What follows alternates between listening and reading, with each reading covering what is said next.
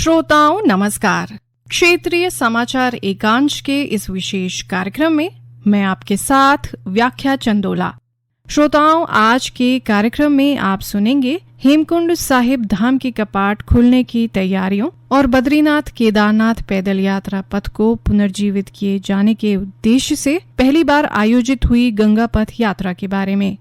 प्रसिद्ध धाम हेमकुंड साहिब के कपाट 20 मई को खुलने हैं, जिसको लेकर जिला प्रशासन और गुरुद्वारा प्रबंधन समिति लगातार यात्रा व्यवस्थाओं में जुटी हुई है।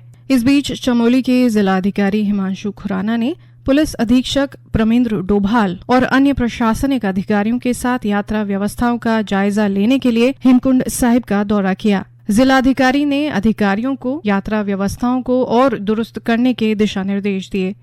इस बीच धाम में अभी भी 6 से 8 फीट बर्फ जमी हुई है। 20 अप्रैल से इंजीनियर कोर के सेना के जवान हेमकुंड साहिब आस्था पथ से बर्फ हटाने का कार्य कर रहे हैं, लेकिन इस बार मौसम के बदले मिजाज के कारण मई माह में भी हर दिन ऊंचाई वाले स्थानों पर बर्फबारी हो रही है, जिसके चलते हेमकुंड साहिब के आस्था पथ से बर्फ हटाने में सेना के जवानों को खासी मशक्कत करनी पड़ रही है। हेमकुंड साहिब धाम की यात्रा की तैयारियों के बारे में जानकारी देते हुए जोशीमठ उप जिलाधिकारी कुमकुम जोशी ने बताया कि हेमकुंड साहिब यात्रा मार्ग पर व्यवस्थाओं को अंतिम रूप दिया जा रहा है। उन्होंने बताया कि रास्ते में बर्फ अधिक होने के चलते यात्रा के शुरुआती हफ्ते में दिक्कतें रह सकती हैं, लेकिन यात्रा मार्ग पर मूलभूत आवश्यकताओं को पूरा कर लिया गया है। उन्होंने बताया कि यात्रा के लिए बिजली, गर्म पानी, शेल्टर की सुविधा उपलब्ध कराने के प्रावधान किए गए हैं। उन्होंने कहा कि शुरुआती जत्थों में पूरी तरह से स्वस्थ एवं चलने में सक्षम यात्रियों को ही यात्रा करने की अनुमति दी जाएगी। बर्फ को देखते हुए बच्चों और 60 साल की उम्र से अधिक श्रद्धालुओं के यात्रा करने पर रोक लगाई गई है। देखिए, हेमकुंड में एक तो रास्ते का जो बर्फ हटाने का कार्य था वो लगभग पूरा हो चुका है। बीच में बर्फबारी होने के कारण दोबारा बर्फ हटाई गई थी और जो बेंचेस हैं वो लग चुकी हैं। जगह जगह पर घोड़ा पड़ाव, घोड़ा शेल्टर का कार्य पूरा हो गया है और गर्म पानी की चरही लग रही थी, वो भी लगने का कार्य पूरा हो गया है।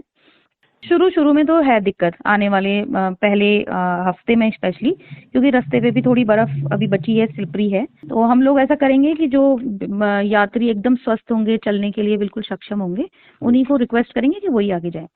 उन्होंने बताया कि घोड़े खच्चर संचालकों के लिए पशुपालन विभाग ने आवश्यक दिशा निर्देश जारी कर दिए हैं। उन्होंने कहा कि मार्ग पर अत्यधिक बर्फ और ठंड को देखते हुए गोविंद घाट में यात्रा पर जाने वाले श्रद्धालुओं का स्वास्थ्य परीक्षण किया जाएगा और स्थिति सामान्य होने तक उन्हीं श्रद्धालुओं को जाने की अनुमति दी जाएगी जो पूर्ण रूप से स्वस्थ हों। वहीं चमोली के पुलिस उपाधीक्षक प्रमोद शाह ने कहा कि हेमकुंड यात्रा के लिए भ्यूंडार, घांगरिया और गोविंद घाट में पुलिस बल तैनात रहेगी। इसके अतिरिक्त आपातकाल के लिए एसडीआरएफ की एक टीम भी इन तीनों जगहों पर तैनात रहेगी। श्री शाह ने बताया कि हेमकुंड यात्रा के लिए पुलिस को प्रशिक्षित किया गया है और सामान्य पुलिस बल यात्रा मार्ग पर तैनात रहेगी। हेमकुंड साहिब की यात्रा के लिए गत वर्ष की भांति ही भ्यूंडार, घांगरिया और गोविंद घाट में पुलिस बल का व्यवस्थापन किया गया है। इन तीनों जगह में आपातकाल के लिए एसडीआरएफ की एक टीम भी तैनात रहेगी। उसके अलावा एक प्लाटून पीएससी पुलिस कर्मचारी इस पूरे यात्रा मार्ग में रहेंगे, जो निरंतर गतिशील रहेंगे और गश्त करेंगे। भी बर्फ वहाँ करीब 6-7 फीट तक की बर्फ है, लेकिन जैसे ही आवागमन शुरू होगा तो यह स्थितियां सामान्य हो जाएंगी और इन परिस्थितियों को देखते हुए जो पुलिस कर्मचारी हैं उनको प्रशिक्षित किया गया है, वे वेल इक्विप्ड हैं ताकि यात्रा का संचालन अच्छे से हो सके। श्रोताओं, इस बीच केदारनाथ धाम में दर्शन के लिए 25 मई तक पंजीकरण पर रोक लगाई गई है। जिन श्रद्धालुओं ने 25 मई तक के लिए पंजीकरण करवाए हैं, वे ही केदारनाथ धाम की यात्रा कर पाएंगे। बर्फबारी और श्रद्धालुओं की बढ़ती संख्या को नियंत्रित करने के लिए यह निर्णय लिया गया है। 26 मई से दोबारा पंजीकरण शुरू होगा। श्रोताओं, हम आपको बता दें कि अब तक 8 लाख से अधिक श्रद्धालु चारों धामों के दर्शन कर चुके हैं।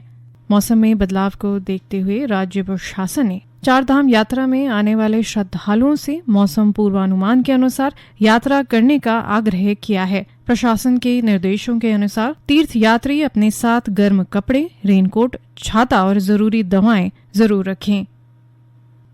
श्रोताओं, वहीं बद्रीनाथ केदारनाथ पैदल यात्रा पथ को पुनर्जीवित किए जाने के उद्देश्य से ऋषिकेश से देवप्रयाग तक गंगा पथ यात्रा शुरू की गई। जिला प्रशासन पौड़ी और परमार्थ निकेतन ऋषिकेश की पहल से ये यात्रा शुरू की गई।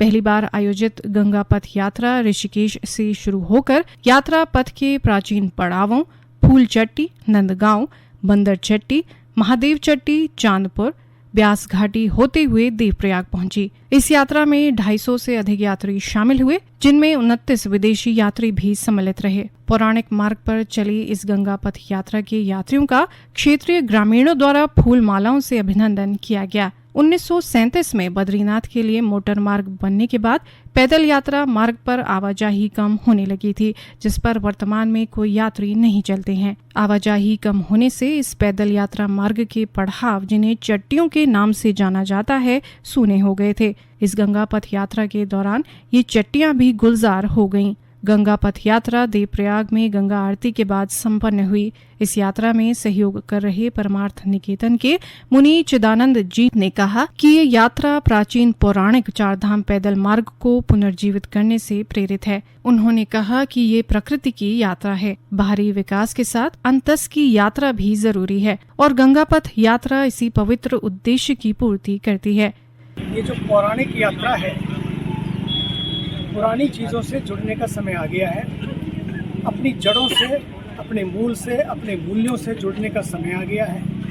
और ये यात्रा इसलिए भी है ताकि लोग उस गांव तक पहुँचे, उस गांव के जन तक पहुँचे, उस जंगल तक पहुँचे, उन जमीनों तक पहुँचे जहाँ जिसको लोग भूल चुके हैं। शहरों की बड़ी बड़ी बिल्डिंगें, बड़ा बड़ा इंफ्रास्ट्रक्चर बढ़िया है, नो प्रॉब्लम, विकास होना चाहिए, लेकिन इंफ्रास्ट्रक्चर के साथ साथ इंफ्रास्ट्रक्चर हम भीतर कैसे जुड़े, उसके लिए ये प्रकृति की यात्रा है। लोग प्रकृति को भूलते जा रहे हैं। इस यात्रा को आज मैं शुभकामनाएं देता हूं कि ये यात्रा विश्व यात्रा बने, सबकी यात्रा बने, स्व से सर्वस्व की यात्रा बने और अहम से वयम की यात्रा बने, ताकि जुड़ते हुए हम पूरे देश को एकात्म भाव से आगे बढ़ाते हुए हम एक बने, श्रेष्ठ बने, एक भारत श्रेष्ठ भारत, और फिर पूरे विश्व में विश्व मंगल की कामना करते हुए आज इस यात्रा की शुरुआत, ताकि एक दिन विश्व भी यहाँ की उस पवित्रता, दिव्यता और सुंदरता का अनुभव करे।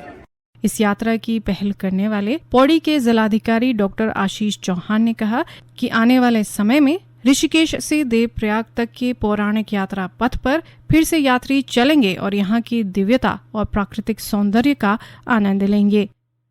श्रोताओं, प्रधानमंत्री नरेंद्र मोदी आकाशवाणी पर मन की बात कार्यक्रम में इस महीने की 28 तारीख को सवेरे 11 बजे देश विदेश के लोगों के साथ अपने विचार साझा करेंगे।